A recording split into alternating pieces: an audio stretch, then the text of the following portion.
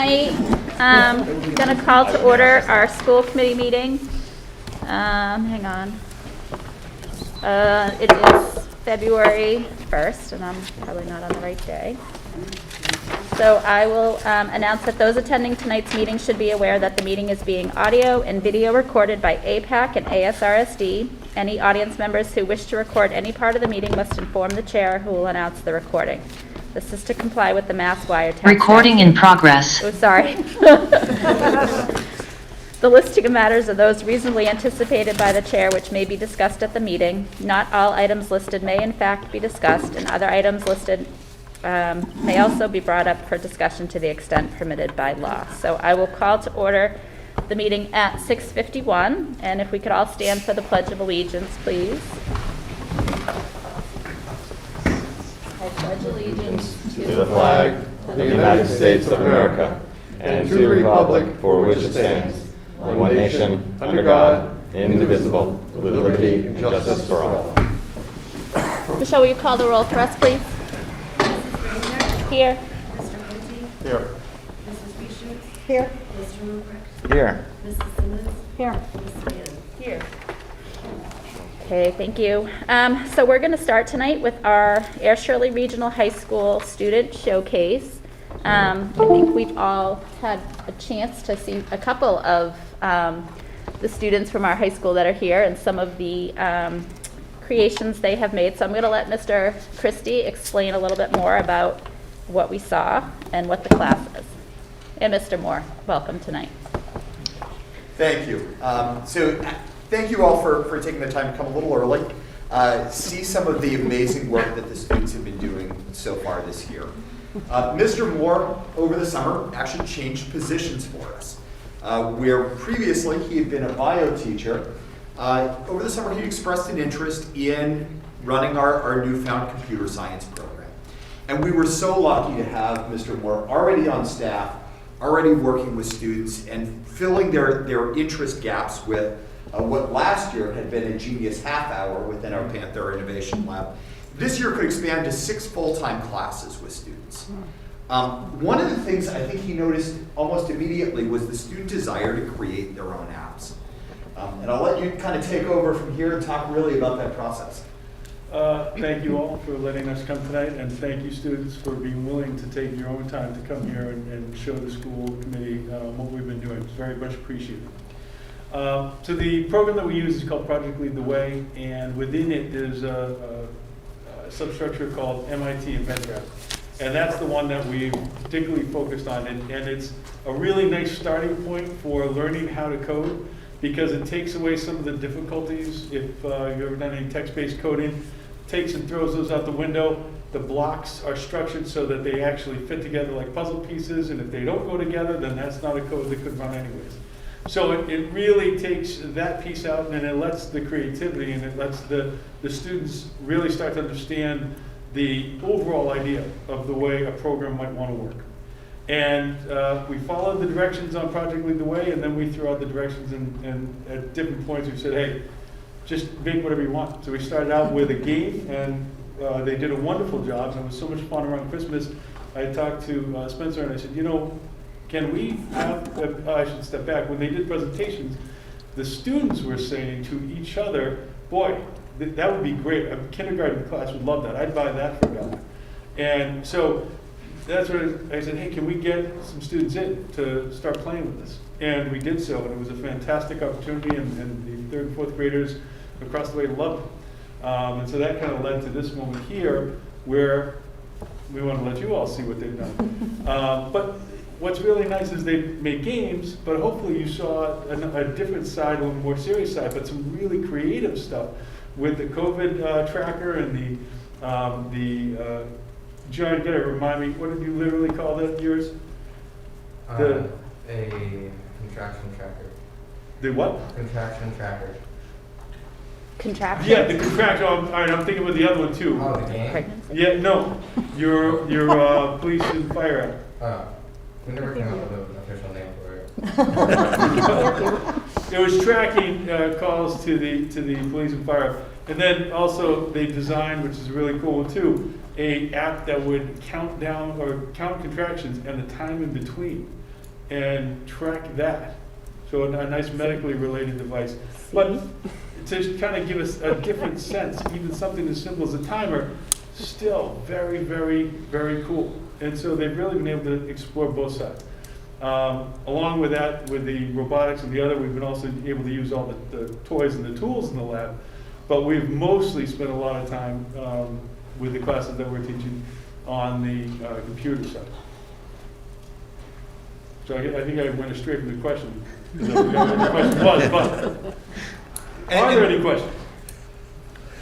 So this has led us to develop 2 new courses. And last time I was here, we talked about the program of study.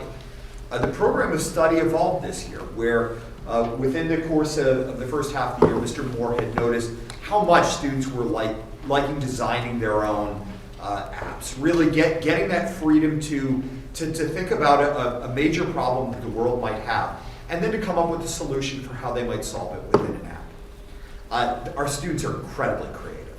They are absolutely amazing. And what we think with these 2 new courses is it's going to open the world to more possibilities for them. It's going to give them more in-depth knowledge. It's going to allow them to take the work that they've done this year and now expand it beyond. One of the things I love about seeing future students is the jobs that they're going to look for in the future aren't necessarily created. They aren't necessarily divined. These guys are going to come up with it themselves.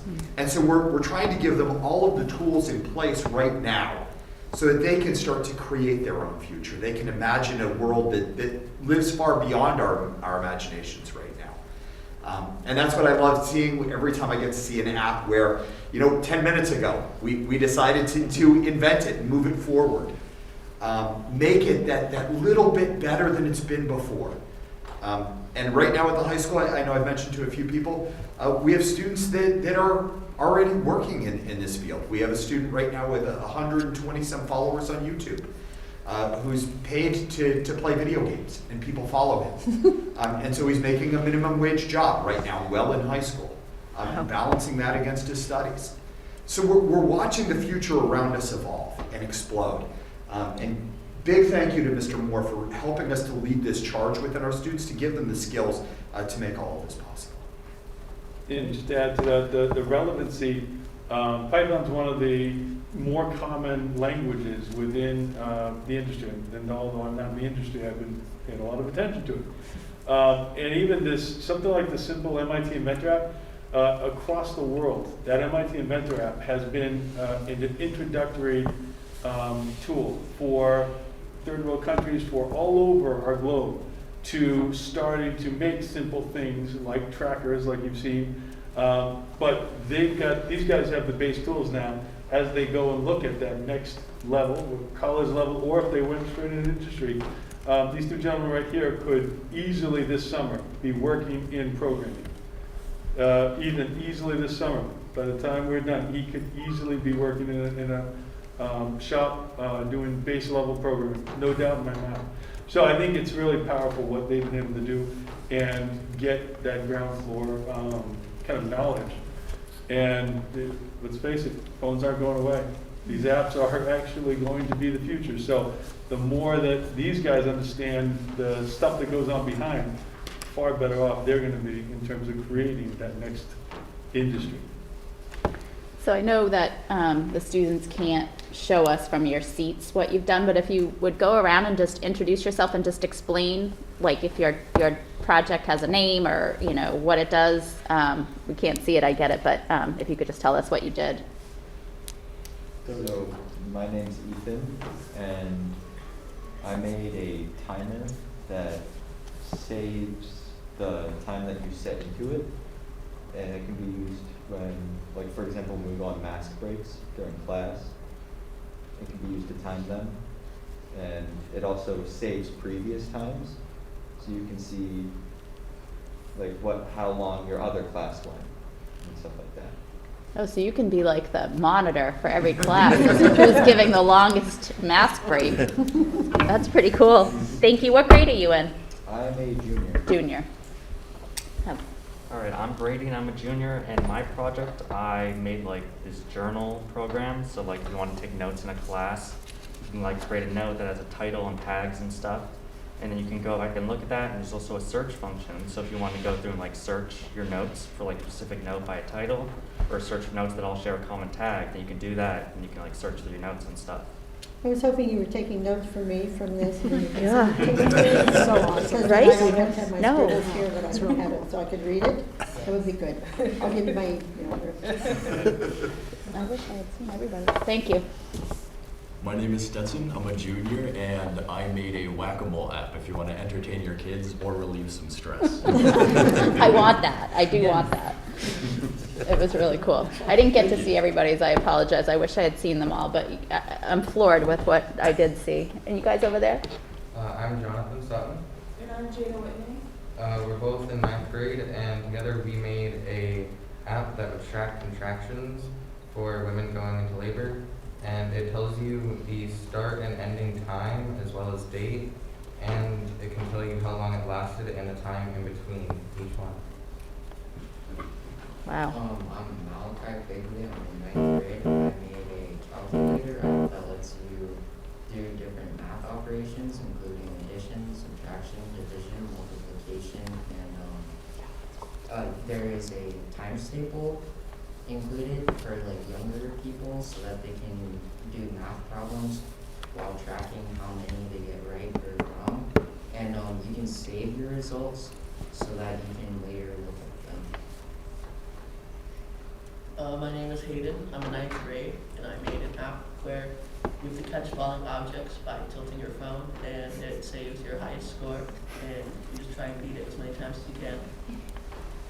I'm Kira. I'm in 9th grade, and I made an app where you pick an animal and you draw it, and then someone else guesses what you drew, and then it'll tell you if you're right or wrong. I think we should have an app store, like an ASRSD app store. That would be great for elementary kids learning their math facts, and the drawing game. I mean, it's just, I think we should look into it.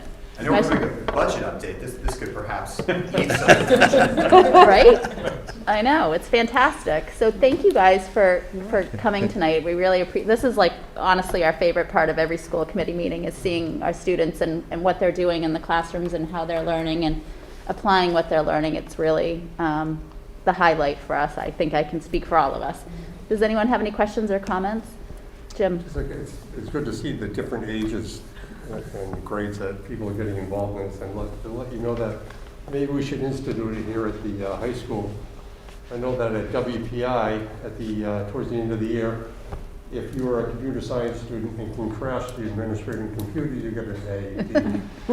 So maybe that's something we should be working towards, if you can bring the district computer to its knees.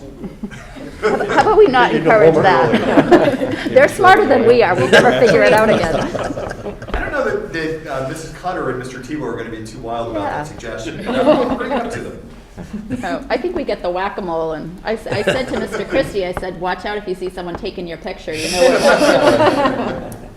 Anyone else on the board have any questions? I Comments? suggested that he use Mr. Christie in that, but he didn't do it. I think he wants to stay in school. He's going to do it anonymously. He's not going to know when he least expects it.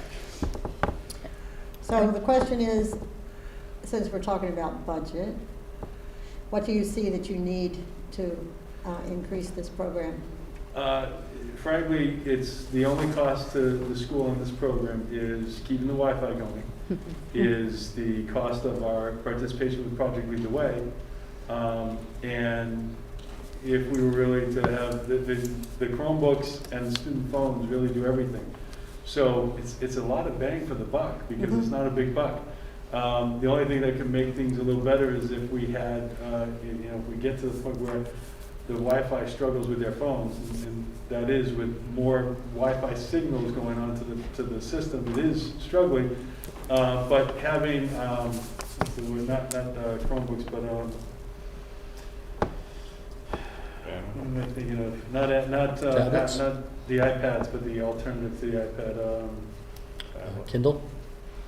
On that idea, but it's not the Mac-based platform, but the Galaxy Tabs?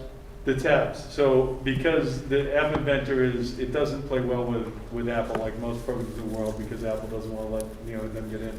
So it is DOS-based and so with a tablet, they could, instead of having to struggle with their phones, they could go onto the app just to the tablet. Because these things can be scaffolded up to be on tablets and or on computers. So that's part of the MIT's construction. But that's, again, frankly, we have everything that we need, and the only other thing that we would like more of is wonderful people like these guys to come in and do it. Well, sounds like you freshmen can encourage your middle school friends. Tell them all about the cool things you're doing here at the high school, and we'll hopefully bring up a crop. We have a lot of middle schoolers that came to our meeting that were doing robotics, so obviously must be interested in computers and programming and all that. So hopefully they continue and will be in your class next year. Yep, and the Project Lead the Way really is such a nice overarching set of curricula that we will be doing with these guys, some robotics, kind of low-level programming of robotics, and then we end the year with more of the text-based. So it really does give a nice overall, and thanks to Mr. Christie to getting us into that and being able to support our introduction. It's been wonderful. So do you have a class at each level, because we have a mixed level here of students? So do we The have, classes are what's our mixed. total capacity for student involvement in this? So the classes are mixed. Anybody can be in. Okay. Probably have more freshmen in the classes overall. Capacity-wise, more students can be taking them, and that's why early on I proposed that we have the half-year classes, because I think those are more amenable because it's like that length of time to just do the introduction to the apps, to do the text-based coding, and then from there they can go into either the Project Lead the Way, they can go into all of these students. I've encouraged next year to take the AP Computer Science Principles class, because they're going to have enough knowledge right now, and these two gentlemen are in there. But I think that there's any one of those avenues are open. So we have a lot of capacity to bring more and more kids in. to expand for more students, and that doesn't include our robotics as well as our cybersecurity. So we do have other offerings within the realm, not just of coding, but the use and application of the code.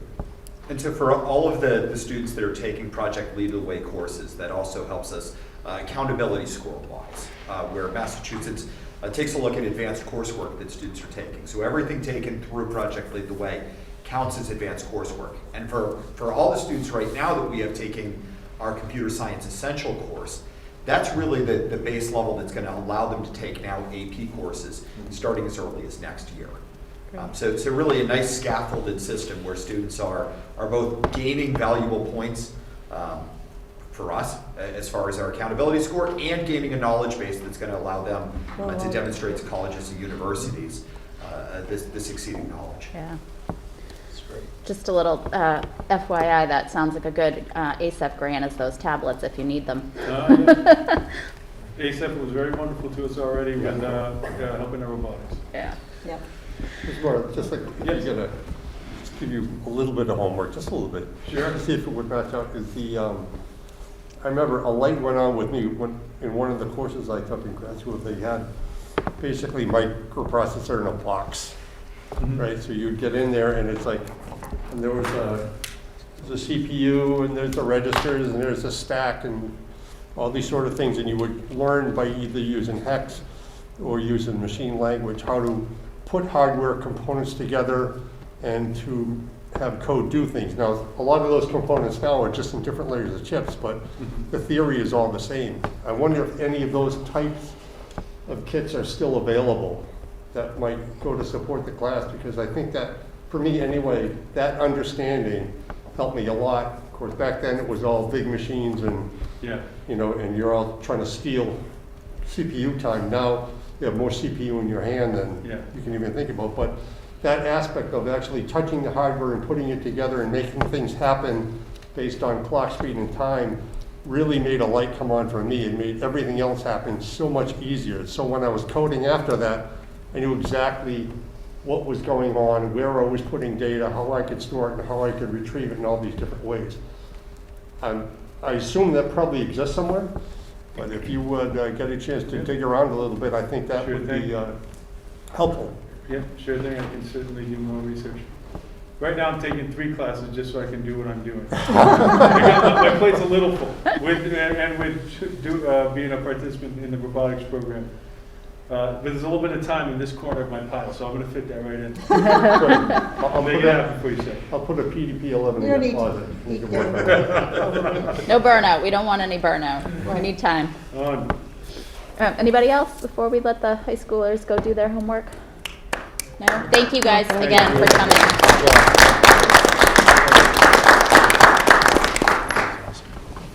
Thank you. So our senior in the room, Miss Alicia Town, do you have an update for us?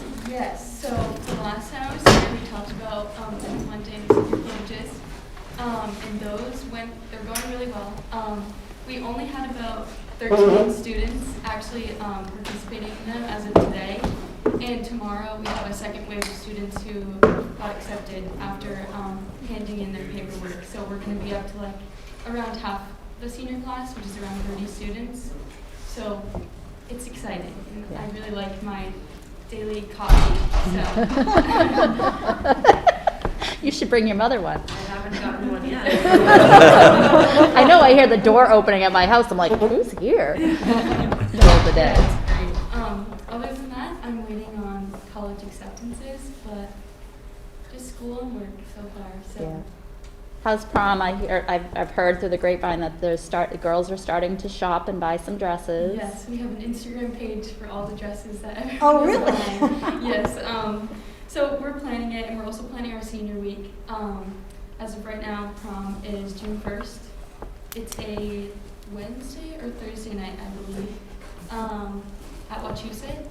And I'm unaware of the theme. It's something midnight enchanted. Oh, nice. So exciting. Definitely And- June 1st? Sorry? Is it definitely June 1st? No, it's really June 2nd.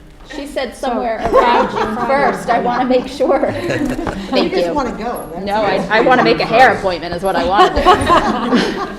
Yes, June 1st. And then other than that, yeah, just planning senior week. We have hopefully a Red Sox game the Tuesday of that week that we're looking into buying tickets for. So, and then the yearly walk around the schools and this hopefully senior parade. Great. Oh yeah, that's fun. Love the senior parade. Yeah. I'm excited for that. It's very fun. Well, I'm glad you're getting those activities and hopefully feel like it's a little bit of a normal year, even though you're still wearing a mask and keeping distance. And I've seen that the seniors are allowed to go to the sporting events, which is nice that you can. Are students taking advantage of that, or? I am. Yeah. Yeah, there was quite a few fans last night at the game. It was really nice because, like before, you just missed out. So it's just refreshing now that we get like a little part of that back. So. Yeah, I'm glad you do. Anybody have any questions for Alicia? No? Thanks again for coming tonight. Yeah, thank you. And for updating us. And we'll see you next month. Yes. All right, have a good February. You got a vacation this month. I know, I'm excited. It's exciting. The longest month of the year is done and over with. So. I know, you guys are definitely on your downward slope, which is exciting. All right, thanks again, Alicia. So we're going to move on to public comment. If there's anyone watching who would like to address the school committee through public comment, if you could please put your name in the chat, and you will be recognized to speak. We're going to give it about 30 seconds. Thank you, Dr. Meyer. I didn't see you back there. Kind of ran in here. Thanks, staff.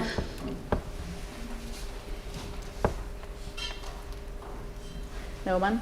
All right, great. So we're going to move on tonight to the consent agenda, which includes the January 11th, 2022 regular session minutes for release, the January 19th, 2022 regular session minutes for release, a donation of $2,231.52 from Life Touch Studios for the Page Hilltop Fall Individuals 2021-2022 photography program, And the warrant memo, which tonight includes an accounts payable warrant dated January 21st, 2022 for $1,124.07.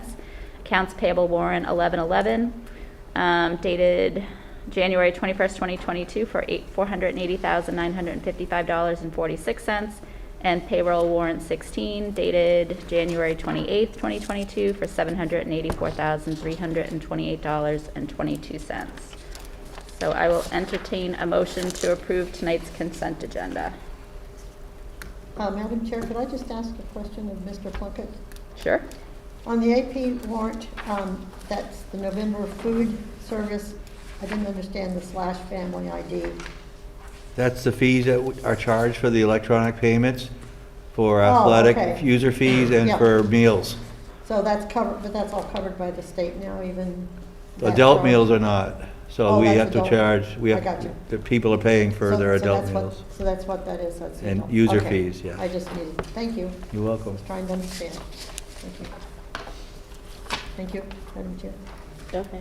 I'll make a motion that we approve the consent agenda, including January 11th, January 19th, the donation, and the pay, and the 3 warrants. Second. Moved and seconded. Any further discussion? All those in favor, please say aye. Aye. Any opposed? None. Okay, so we'll move on to new business, which is an update on the allocation of the fiscal year 21 excess and deficiency. Mr. Plunkett. Yes, our last meeting, we talked about possible transfers to E&D. It has not been certified by the Department of Labor as of yet, but we're anticipating any day now. I called last week and they said there were 4 districts in front of us for review, so it should be soon. But in lieu of that, and in anticipation of that, I wanted to give you the caps and the balance of those funds. So the excess and deficiency, we are anticipating to have 1.1 million certified this year for FY21, and our cap is 1.5, so we have about room for about 339,000 still in that before we're going over that cap. The shaded lines for capital stabilization, sped reserve, and OPEB are the 3 lines that we can make transfers to, and you can see the caps there. For capital stabilization, we have $318,000 that we could use, and for the sped reserve, $177,000. OPEB, our liability is like over $2 million for our benefits for retirees, so we could contribute to that. I mean, we've got a good start going with the $60,000, but we could transfer to that as well. So those are the possible transfers. As soon as we have the E&D certified, we would make some recommendations and for your approval, if you wish. Yep. Capital stabilization and SPED both have room, so we'll probably look at something to those funds. But we will come to you as soon as we're certified. We'll give you an update at the next meeting when we're certified. Okay. That OPEB, haven't we done like 20,000 each time? or Initially it was 20, and then we've been doing 10,000 a year. something? Okay. All right. So Is that, there any guidance from the state as to what they want to see or would desire would be their favorite to Well, work on that, or does no one notices it very The closely? accountants, the auditors, and the actuarial people would like to see you close to like 50%. But that is, it will take a while for us to get there. Oh, so we. But it's always good to put a little bit aside every year. Right. So it seems like 10 is a little insufficient if we can squeeze it out. And when we went to 10, I went, it doesn't even matter. That's just the period. It shows good faith, I think. Yeah. every dollar matters. But yeah. But if they Yeah. suddenly decide that they're going to come down on you and demand more, then you'd be in big trouble. So try to So keep would them happy. the rest of the Commonwealth. Yeah, you know, try to keep them somewhat Well, every appeased. municipality and every do district they is have faced with any- the exact hole, so Yeah. only legislation will fix it, so Mhm. there's no point in overdoing it to try to do catch-up. You do Right. something that says, we know it's there, then you get in the boat with everybody else. Yeah. Yeah, you almost wonder if it's not, I mean, it's wise to save money, but if it's not wise to put too much in there because it's gonna have to be corrected some other way, like, and then your money's sitting in there. Anyone have any comments, questions for Bill on this? No?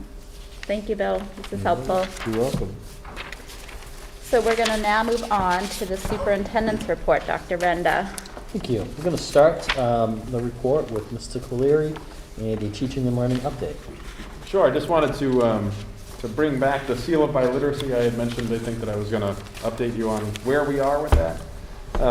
So earlier this year, we talked about piloting the implementation of the seal of biliteracy, which was supported by the Department of Education. I had met last week with our high school teachers who have been leading this, Rachel Malillo, Victoria McCormick, and Emily Babineau. I can't say enough about the work that they've been doing with this and the thanks and appreciation I have for them. As just a reminder, the seal of biliteracy, it's a recognition, seal, ultimately, of a student's study and proficiency in 2 or more languages. It's typically accomplished through the use of standardized tests to verify proficiency, and students who earn the qualifying scores on the exams will receive a certificate and a seal, which will be affixed to their diploma.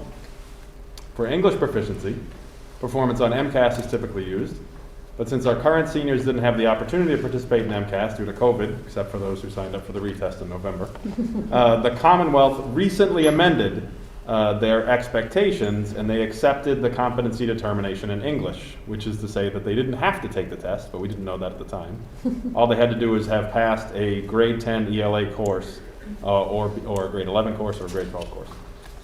Students can demonstrate a proficiency in another language by completing a standardized test that assesses the 4 domains of the language: speaking, listening, reading, and writing. We chose to purchase the STAMP test, which stands for Standards-Based Measurement of Proficiency, and we're purchasing the 4S and the WS, and we're also purchasing the American Sign Language Proficiency Inventory, the ASLPI.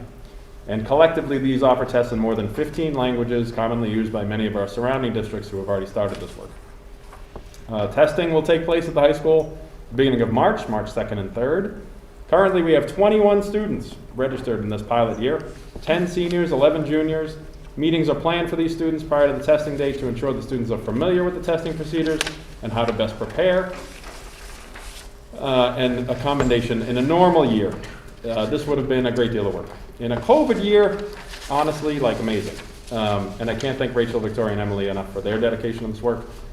The student recognition is another way for ASRHS to highlight the opportunities that we provide for students to showcase continually their talents. I also wanted to update you on one other piece with our, another item, standards-based report card. In our strategic plan, you may recall a few years back that we should have already developed and implemented an elementary standards-based report card. And it should have been in place for this school year. Unfortunately, the pandemic kind of got in our way on that. So we did some with this work over the summer, but we invited our staff to participate in a task force, and so I have about 15 or so folks who are joining this group. And our goal is to, one of the pieces I wanted to share is we started sharing with our staff that going into next year, we're upgrading our student information system. We're shifting from Redeker to PowerSchool. And with that migration, because all the data is being transported over, that includes all the grades and report cards previously and that have been archived and current ones. We wanted to take advantage of the opportunity and update our elementary report cards to make them more standards-based, rather than have to create 2 different versions of report cards in the system. So the task force has been formed, and teacher representation exists for each of our grade levels. And according to our timeline, our goal is to have a new report card template by the end of this school year. And we'll bring back more of a formal presentation about standards-based report cards once we get through that process, but I at least want to let you know that this work is underway. That concludes teaching and learning. Dr. Linda. Any questions on that before I move on? What were the advantages from changing from Redeker to PowerSchool? What did that allow you to do? Endless. A lot of things. Too many to enumerate. Okay. 1, it was a long-term cost savings. 2, it provided a great deal of flexibility and access for a lot of the things that we're trying to do with Redeker that we haven't been able to.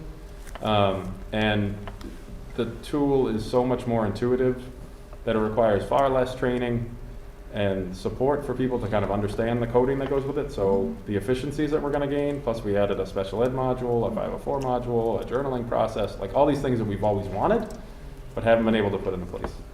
So in It's- short, it's we gonna be use great. it. And we're It saving is- money. It is, takes some time to get used to it, but Yeah. the best part of it is that, for me, is that teachers have access. If their student receives services, it's a click of a button and they can see the accommodations they need to provide. So the special educator isn't running around with copies of ed plans and highlighting things. It's all done Duplication in of, that, yeah. yep.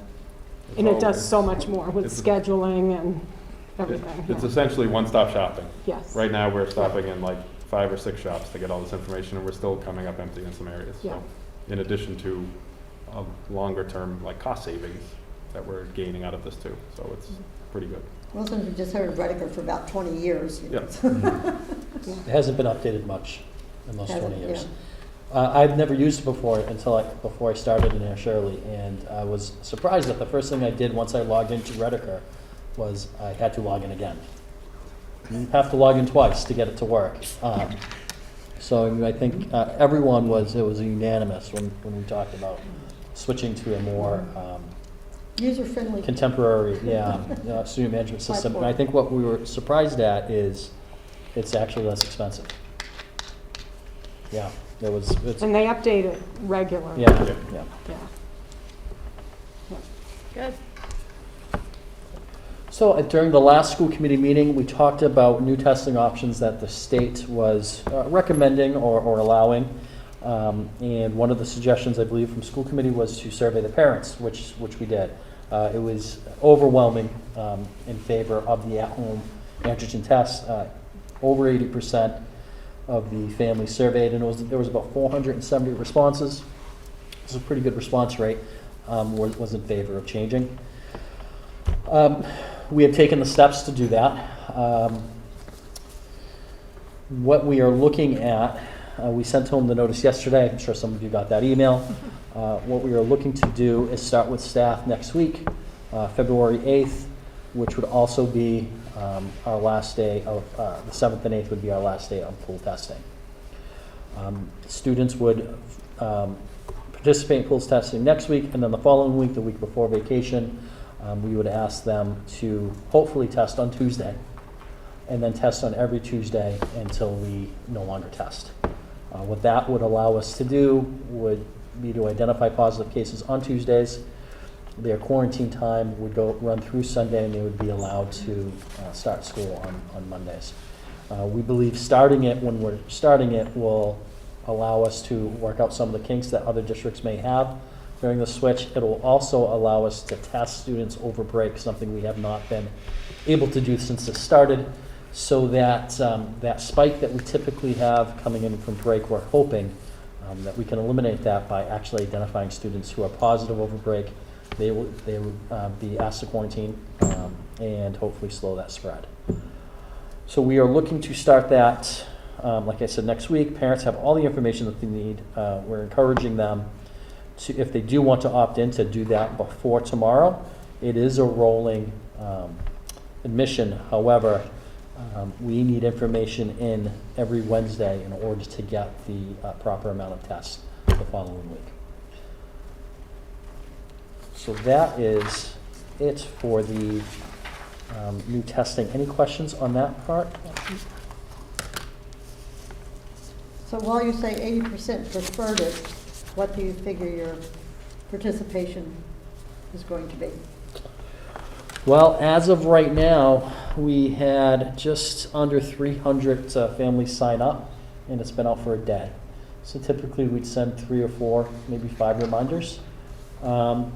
We had about 50% of our entire population, including staff, participating in pool testing. I would guess that it's going to be higher than that. Well, that's good. Yeah.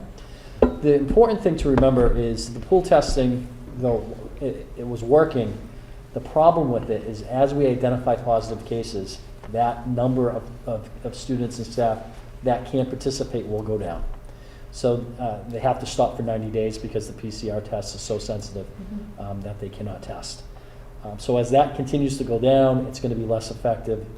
So if we can get people who are reluctant to do in-school testing but will do at-home testing, will actually increase the number of total staff and students testing, which should help us slow the spread by identifying positive cases. So in the end, the numbers of the possibility that we can have tests really outweighed not switching. So we have decided that this is the safest way to move forward. Okay, good. On that handout, just so parents can know, there are videos on how to administer the test. There's Q&As. There's really a lot of resources in the email that they received yesterday in the weekly update. We'll send that out again as a standalone a couple more times. And again, if you have any questions, feel free to call the superintendent's office, and we'll try to answer them as best we can. I've had some inquiries already through email that we've responded to. And I think the big piece of that with parents is they didn't understand, or they may not realize that the pool testing will become less effective because of the number of, as a student, or the student staff that can't participate drops. So we do have a COVID vaccination and infection rate update. So Air went from 239 to 226.7. Shirley went from 155 to 202.7. So though Shirley did not drop, the rate increase has slowed down. It was for a while going up about 3 times in between school committee meetings. And this is, it is an increase, but it is not 3 times of an increase. And we're actually seeing that trend in school. We don't have all of our pool numbers for this week, but we had, was it 15 cases last week that was identified through pool testing, and parent, are you looking at that now? I'm looking on the dashboard. The numbers for last week were 42? 42. And we were over 100 the week before. So we're trending in the right direction. Our vaccination rates aren't changing much. We're still at 68% of our high school fully vaccinated, 62% of the middle school fully vaccinated, and then there has been some change in the elementaries. They're both at 36%. And we do have an update for the college acceptance as of February 1st. This was submitted by Mrs. Wallace of the high school guidance administrative team. And we have, for the updates, Fordham University, Providence College, Suffolk University, and University of Massachusetts Amherst. And that is all for the superintendent's report. Okay, thank you. Anyone questions for Dr. Renda before we move forward? Okay, thanks. So we'll move on to our ongoing business, which is fiscal year 23 budget discussion. Dr. Renda and Mr. Plunkett. We do have a couple of updates for the budget. I just have 3 quick slides. We have the governor's budget came out last Wednesday, and also the Chapter 70 numbers. So in your packet, we have a small update presentation.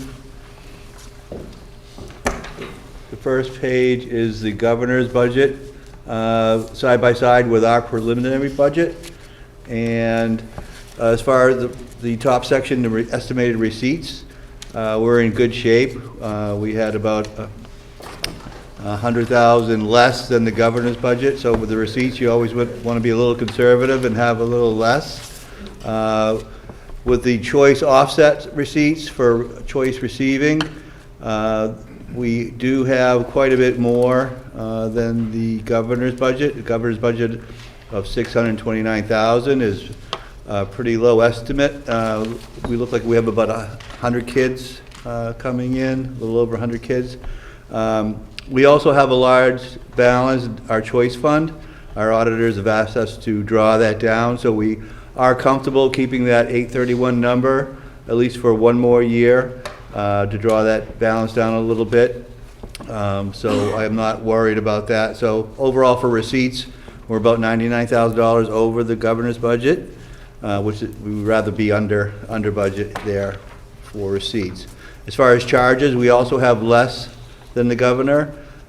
He bumped up charter and choice out above what we have, but we have $660 for choice sending and $950 for charter sending. If you notice up above, the governor on his budget, he has more charter tuition reimbursement because we had an impact of some more students going to charter, so we get part of that reimbursement rate, it's over 3 phases, so we got a little bit more for the reimbursement, but he upped the charges as well. So overall, on the estimated charges, we have 164 less, which again is unfavorable. We have to add that to the 99,000 that we're over for receipts. So we have about 264,000 more than the governor. A good chunk of that is the choice, which we do have the balance for. So I'm not really concerned about that with that choice balance. But that's where we are compared to the governor's budget. It came out last Wednesday. You have a new copy, an updated copy of the budget in your packet reflecting these numbers, the numbers that we've changed. And this will go through several different more versions. It goes through the House and the Senate, then the conference committee before it gets eventually signed by the governor, hopefully by June 30th. Any questions on the comparison to the governor's budget? Just an observation question. So normally is the governor a little bit more conservative, and then when it goes through the chambers of the... Usually you see it'll go up a little bit. The numbers will go up in the House, and then the Senate usually checks off what the House has. So usually you see the increase in the House. Okay. So we'll see, it might be a little bit more favorable We'll to us. probably be closer after the House. Okay. The next version. But it seems to be what you see when there's a Republican governor, but when you have a Democratic governor, it doesn't seem to work out that way. It reverses pretty quickly. Right.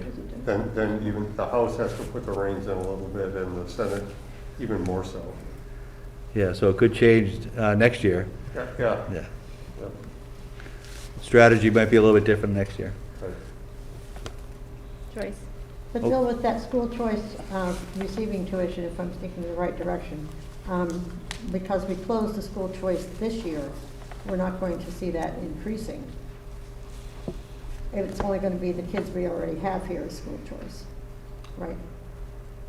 So it's the balance between choice going out and choice coming in, Okay. where we want to have more coming in to grow that balance, which we had done over the years.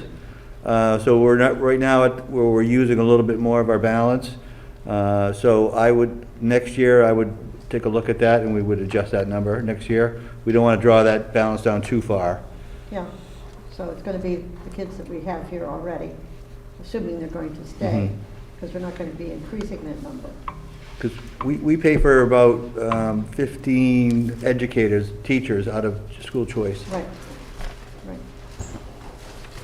We only lose a school choice student when they graduate.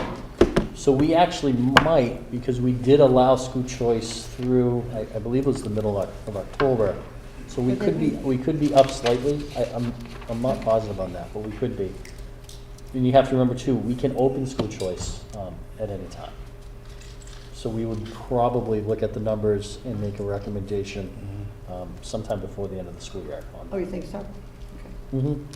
If we have room, we would want to be open. Yeah, right. June, at least June through the summer. Absolutely. Do you have any projections on our current enrollment in trade school and any projections for next year's class? I mean, usually the middle school administration and teachers have a pretty good read on what the number of applications will be to the trade school. We do know what the applications are. I believe as of right now, is it 50 students are interested?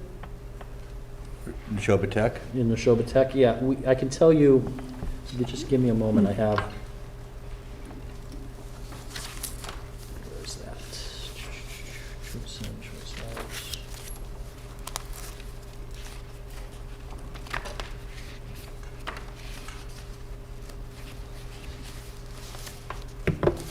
It's one of the first ones, right?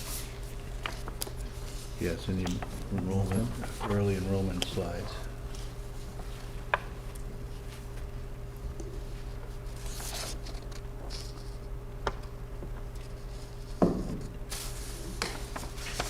I have it on chapter 70. 61 going to Neshoba Tech from Air, and 49 going to Neshoba Tech from Shirley. Next Right, year? no, that's who's there now. So Right. that's grades Say, 9 through, my God, that's that's like 9 through half the 12. eighth grade I'm looking here, because I believe this was part of the, oh, here, I got it. So, That's freshman. the through numbers senior. have stayed pretty constant throughout, since fiscal year 48. We've had, in fiscal year 17, we had 105 total, that's grades 9 through 12. And this fiscal year, we had 110. They fluctuate up and down. We had 100 in fiscal year 18, 100 in 19. So if that's broken out evenly, which it isn't, but we would imagine somewhere between 25 and 30 students would be going. Obviously, we would like them to stay with us. However, if it's a student who is genuinely interested in a trade and not a four-year school route, that's where they should go. So we can ask that question to the school counselors over at the middle school to see how many they actually believe will be going. But we believe with the field project and then the absolutely glowing report from NEASC that we could probably keep many more kids. We are currently working on how to brand that the best possible way too. I mean, this is great news, both the field project and that report. We need to be celebrating it more than we currently are, and that is in the works. Right. Well, it ends up being a key part in negotiation when we try to work with the finance committees, because both of the towns look at their combined education expenses, which is what they have to pay the district, what they have to pay the trade school. Right, and the trade school doesn't really have a break on their car.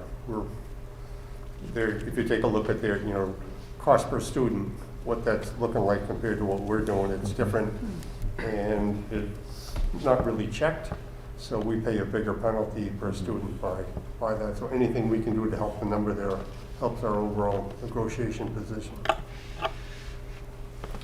Yeah, we'll have to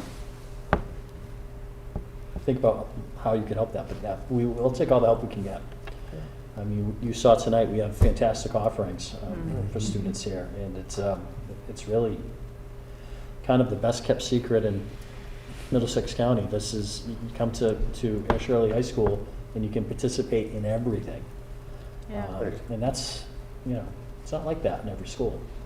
Right. We don't sell that well enough, and we need to change that. Well, I think this NEASC report is a great opportunity to do it, and I hope we put that out there pretty soon, because we are going into budget season. It would be nice to have some nice press before we sit down with the boards of other towns, so.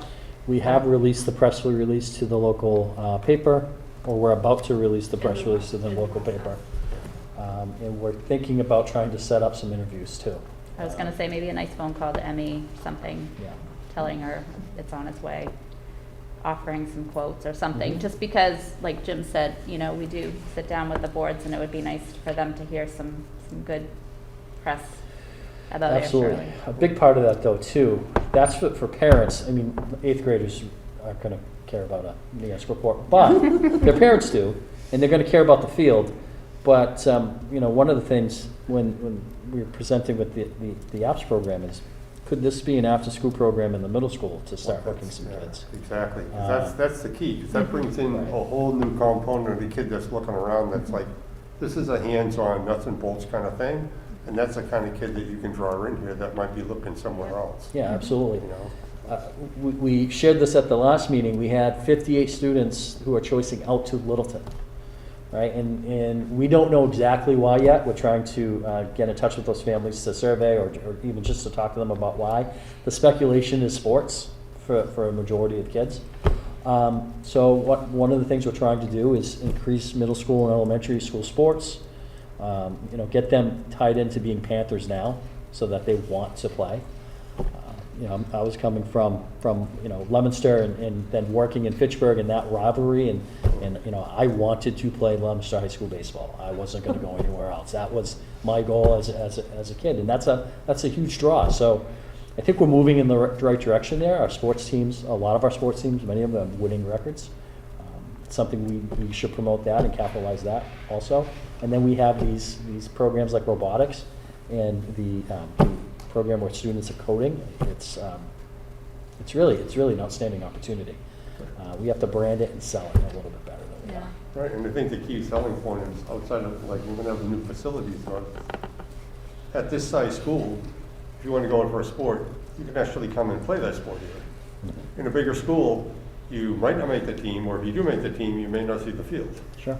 You know, and here, this, as a school this size, you're gonna be on the court, or you're gonna be on the field if you wanna play. Yeah, it's a great point. You're not going to wear shoulder pads and stand on the sideline. Right. You'll be in. Yeah.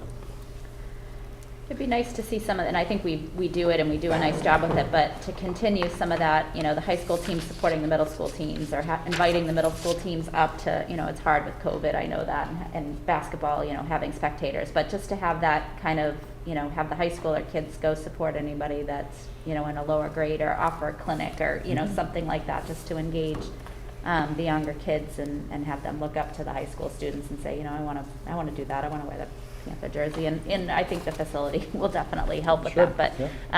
you know, some of that outreach goes a long way with young kids, so. Lots of ideas, and it'll be good to see all that stuff come to fruition. I think particularly if you stress the computer stuff, because Neshoba Tech's gone to a lot of computer science instead of some of the hardcore stuff. So it's interesting how they've evolved, because they have dropped a number of their hardcore courses. So I'm not sure they're talking about that too much. Yeah, like the engineering, you know, department or something at Oh, Neshoba they're Tech. doing it by Like, computer. Well, we can do that here. Yeah. yeah, that's, yeah, good point. Any other questions? Where were we? We're on the budget. You're still doing budget? Yeah, I was like gonna say, you all set with your report, Dr. Renda, but no. Okay. Okay, so the other piece that was updated was the Chapter 70. We got on Wednesday as well. So this chart is pretty simply just shows our foundation enrollment for Air and Shirley, a total of 1658. It's an increase of 16. More importantly, if you look at Air, they have an increase of 30 students, and Shirley has a decrease of 14. That directly affects their required local contribution for each of the towns, with Air being 520,000 more than FY22, and Shirley coming in at 240,000 more than FY22. Now together, the increase to the RLC is $761,000. So just keep that number in mind as we go to the next slide. And this is our assessment page. Now, line number 2 from the operating assessment section is the only section that gets allocated to the towns by the regional agreement. That's the amount above required local contribution, which Air and Shirley both contribute over RLC. So that $761,000 just moved from row 2 to row 1, and that's set by the state, and it is not allocated per the regional agreement. So the amount in row 2 has been decreased by $761,000, and so we have a more significant shift to Air because of the increase in 30 students. So these percentages for the increase were all 2.5s if you're in your last version of the budget. You have a new copy in your packet, and you also have a copy of the presentation for Shirley. We're presenting to Shirley next Monday, so we've added the Shirley slides that specifically show how their RLC was calculated, and then how it's apportioned to Air, Shirley, and Neshoba Tech. So with the swing in the RLC, we saw a huge increase to Air and a decrease to Shirley. So at this point, we had several options. We had just started teacher negotiations, and I realized that we didn't budget enough for increases to our salary schedule, and we needed to add more to the budget. So we have added $184,000 to the budget for salary increases, specifically for the teacher's contract. We built a salary projection for them and started plugging numbers in, and showed that we were going to need more than what we budgeted. We budgeted $450,000. We're going to need closer to $600,000 for next year for increases. So we've got that in the budget, and with That's the only change in the overall budget is the $184,000 that we've added. And these are the assessments as we sit here tonight that we will present to the towns. So there has been a change in the total of all funds of $184,000 and a change in the assessment as well.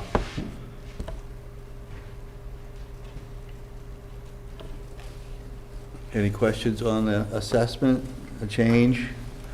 Directly related to the RLC, which is set by the state, and then the shift from row 2 to the RLC doesn't spread it as evenly between the two member towns.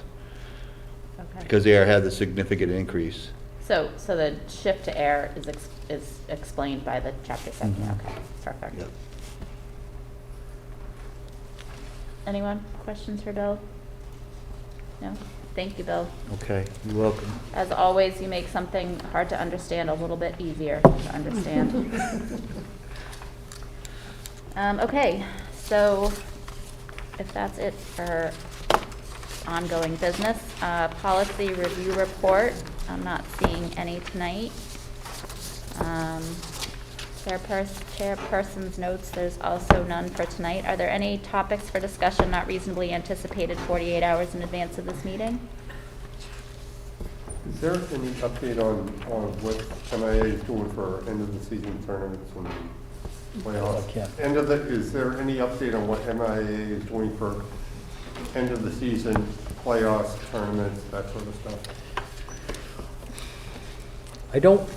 I'm not sure. I can find out. I know that, I know swim you can't go to, that's what I know. they're actually, I believe the restrictions could possibly ease up in the next few days. Okay. I actually just got something from Mr. Kendall tonight, as I was sitting here. I haven't reviewed it yet, but I believe that recommendation is coming out.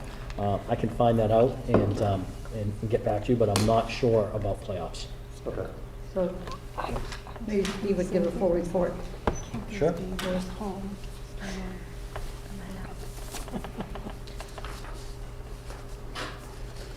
Anyone else? Any other questions for? No? Okay. So we're going to move on to communications. Mrs. Simmons. Okay. So this coming Thursday, February 3rd, there's evening parent, guardian, teacher conferences for grades 9 through 12. And this coming Monday, February 7th, our progress reports are issued for grades preschool through 8. Then on Tuesday, February 8th, is the kindergarten virtual registration information sessions. That's from 10 to 10:45 and 5 to 5:45. Same day, on Tuesday, February 8th, is the ASPTO meeting, 7 p.m., the middle school library. Wednesday, February 9th, there is a 90-minute early release for grades preschool through 12. Lunch is going to be served. The middle school and high school are dismissed at 12:50, and the elementary schools are both dismissed at 1:45. On same day, Wednesday, February 9th, the Air Shirley Education Foundation meeting at 7 p.m. here at the high school in this room.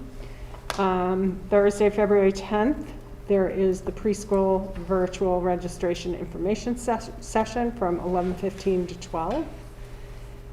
And then same day, on February 10th, is a half day of school for grades 6 through 8 for evening parent, guardian, teacher conferences. Lunch is not served this day. Dismissal time is at 11:20. And then on Friday, February 11th, is a half day of school for grades 6 through 8 for the same thing, for parent, guardian, teacher conferences in the afternoon. Lunch is not served, and students will be dismissed at 11:20. And that should be it. If I may, we may be sending a clarification email to parents on the half-days. It is my understanding we will be serving a grab-and-go lunch on half-days. Oh, good, Moving good. forward, I just want to double-check with Yeah. Mrs. Parker to make sure that is happening, and we will send that information out in an email to everybody. Okay, great. If I could also add as just a reminder to the board, on Monday, February 7th, it's the Shirley Board of Selectmen FinCom presentation. I believe that's in person or Zoom, so if we do get a link, if it could be shared. What And time? that's at 6 p.m. And then 6 PM. And then on the 15th is the Air Board of Selectmen FinCom. And that's at 6 PM. And I think, Sorry, that say one. that again. I didn't understand. 15th, February 15th. Sorry, That's slow Air. today. The day after I think that's Valentine's just Day. Zoom, right? That is just for. So Virtual if we could only. get those links Right. shared, that would be helpful. We can find those. And since I'm adding on, I'm just gonna say that the ASF meeting is usually in the media center, not here, so all those people. Oh, did I? Yeah, all those people that are gonna storm the It ASF says, meeting. it says right there, yeah. Go to the Sorry, media center. media center. I thought maybe you had inside information there. No. The towns? Right, staring at me, right in my face. So our So next this meeting is- will be I'm gonna on the check with them 16th. before the week's out. And, so I just wanted to bring those two meetings to your attention because we don't meet again before that. Is there a need for executive session? Not at this time. No, okay, so in that case, I will entertain a motion to adjourn. I think you had no problem getting that. Motion I to- seconded it. Motion to adjourn. All right, so moved and seconded, all those in favor, please say aye. Aye. So we are adjourned at 7:56.